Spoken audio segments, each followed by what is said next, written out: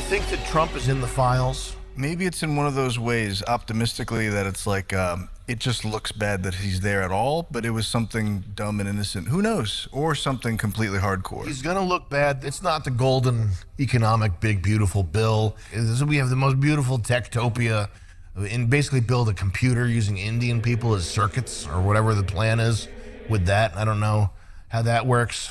A physical computer where you hold a flag, like in the three-body problem, you hold the flag up for 1, hold it down for 0, and it's just Indian people like, with massive fields of them doing biological, physical computing. Or they're all shoulder to shoulder, and they're like, 1. And then you have to say 1 to the next guy all the way down the circuit. That's awesome. But yeah, Mr. President, you have to drop the documents. You have to drop what you got. This is the only way to drain the swamp. He could do the Batman thing of being like, I'm the bad guy, but it has to come out. His first presidency did nothing. Is he doing anything this time around? Nothing that I've been paying attention to. He's very good at spinning things in the media and putting the word golden in front of things. It's golden. I'm golden. I'm in debt. I'm golden. You can say golden in front of anything, and you think I'm golden. You probably think I'm rich right now. Scintillating. $2 million in debt, or $1.2 million in debt, almost. I'm fucking golden. Even now, people on the right wing, you can see people starting to make fun of him for being orange.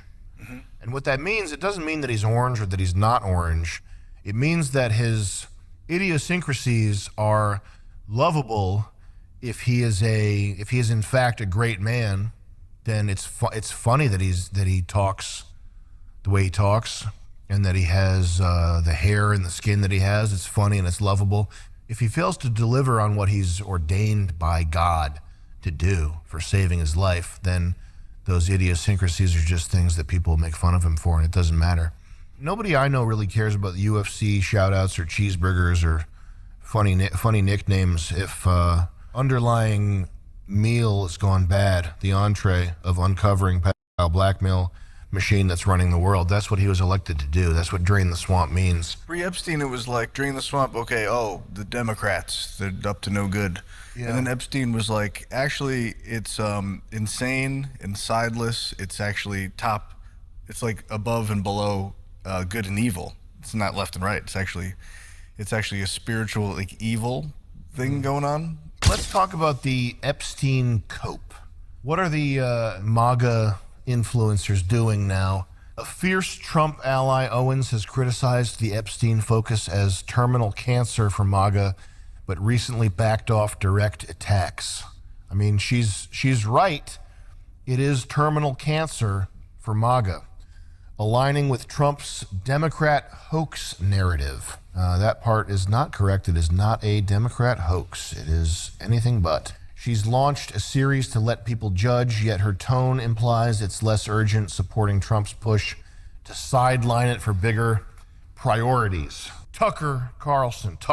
Once a vocal critic, Carlson has softened his stance, implying the DOJ lacks significant Epstein info and questioning the hype. He's leaned into Trump's line that it's a waste of time, focusing instead on broader conspiracies like Israeli spycraft, subtly downplaying the files' relevance to protect Trump. Laura Loomer, I don't think I want to even go near beefing with Laura Loomer.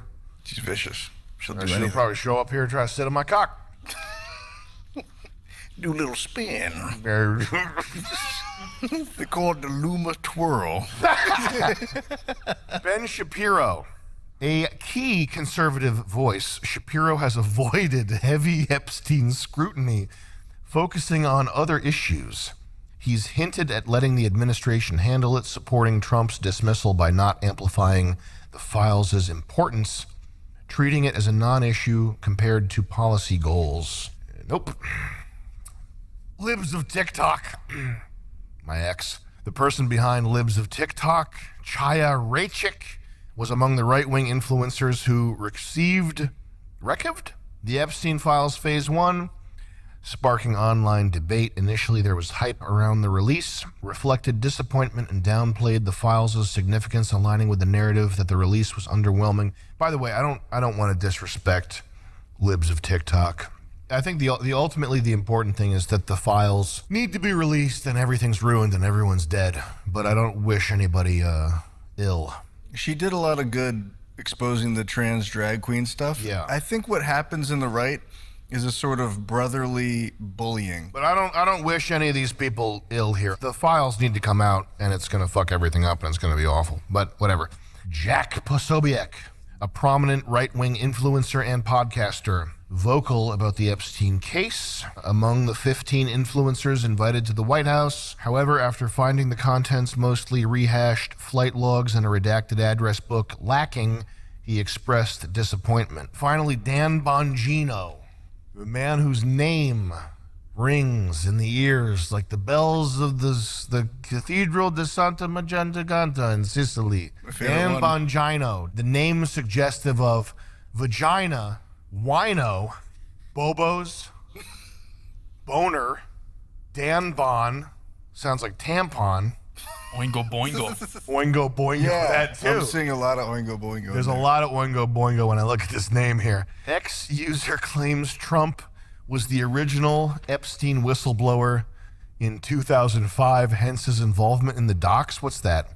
There is a pretty good chance that the reason Trump's name appears in the DOJ's files related to Epstein is the fact that he was the original whistleblower in 2005. Is this related to Dan Bongino? We didn't have anything to say about Dan Bongino. We just had his name here to abuse him. I believe so. Does that cover it for Dan Bongino? Can we look up a picture of his little Italian malformed pit bull head? Does he look like a pit bull or the musician pit bull? Or both? Both. He looks like that guy, Sean King? Sean King.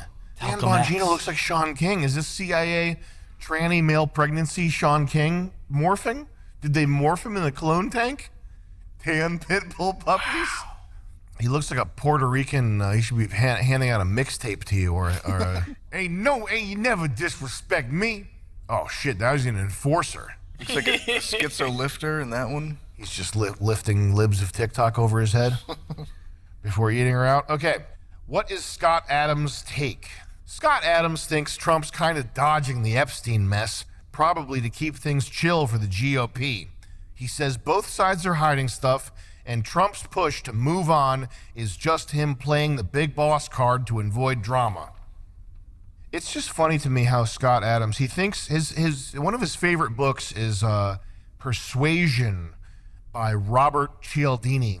Robert Cialdini is the guy that legend has it won Hillary Clinton's campaign or did something. He did nothing. Okay,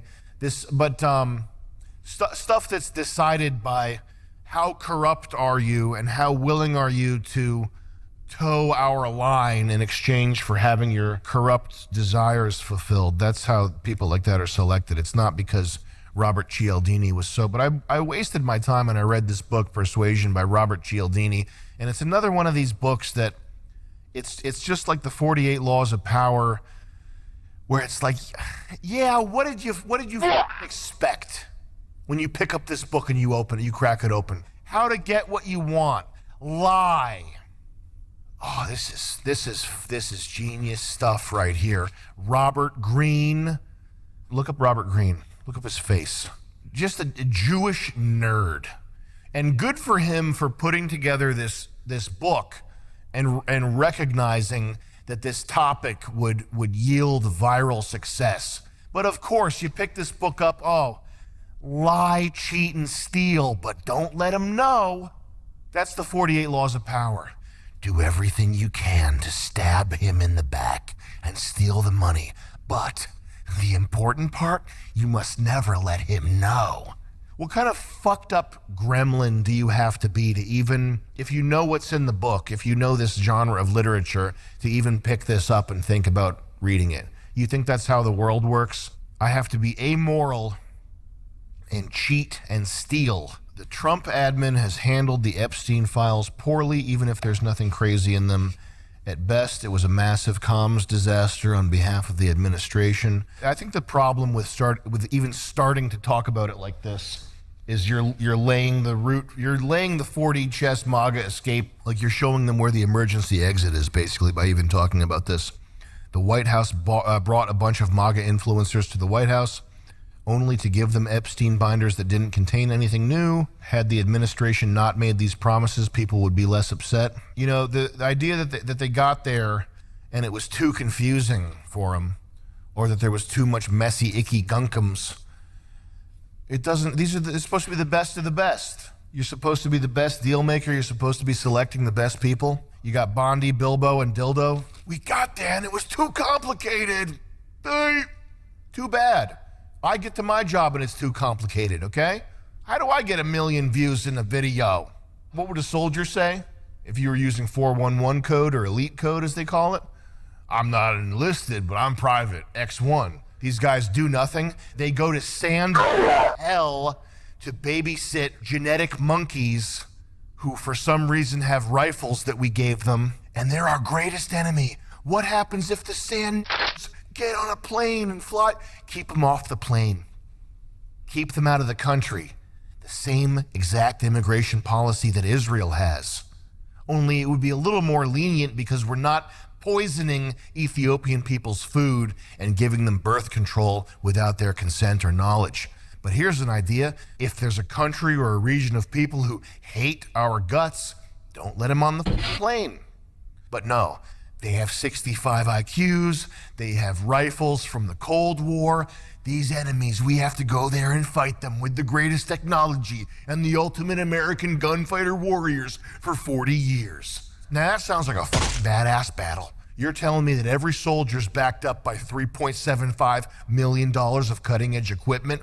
You've been fighting them for 40 years and the best you can do is get your leg blown off and get cheated on? I don't mean to diminish the suffering that our people have been through, but goddamn, man, you should have known something was up when they killed Pat Tillman. Could there have been a clue there? Or did you think that this is the only way to get a Camaro? Could you have paid a little bit more attention to the nerd in school? Whatever little fragment of wisdom that you were exposed to as a teenager that could have possibly dissuaded you from being the guy that goes, oh yeah, I feel like if there were bullets flying over my head, I'd be totally straight. Which I've heard someone say that.